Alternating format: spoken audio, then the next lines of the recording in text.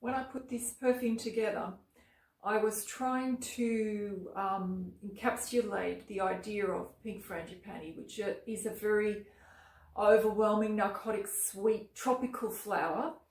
And what I ended up with was something quite different, because as I started to work with the material and explore ideas, I realized that I created something actually more complex. So this actually has a lot of oak moss in the base and tonka bean, which gives it this beautiful, deep, warm dry down. It's got quite a bit of vanilla as well. And I've also put gardenia and jasmine in the heart notes so that it has that beautiful narcotic volume you'd expect from a frangipani flower. So let's have a look at what it would be like to evaluate it, I guess. So with this perfume, I pretty much head straight into a really strong, overwhelming floral. It's really bold. It's sort of voluminous and voluptuous. It's quite heady and sultry, as you would expect from frangipanis, and also the other white flowers that I put in there. And you can detect there's gourmand sweetness, a bit of coconut. There's a peach note as well.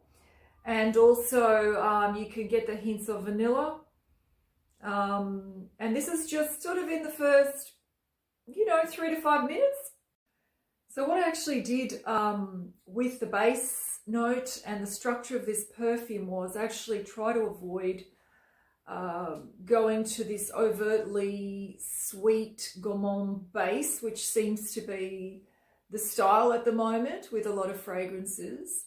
And I went with a more classic Chypre base, so the oak moss is a big feature in there, and it's quite an elegant finish. So when you smell it, you do get a lot of volume with the flowers, which was my intention. But behind that, there's actually quite an elegant backbone, as it were, with the oak moss. So you are getting a powdery dry down, but it has an antique-ish sort of dimension in that I know Chypre is not a fragrance genre that people are experiencing at the moment. It's considered somewhat vintage because it was a style of fragrance that was very popular.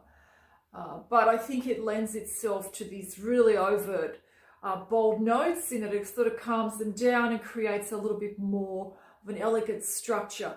It's a very, very tenacious perfume, so you're going to get a lot of life out of it. It is 100% natural, so there's no synthetics in there to extend those notes.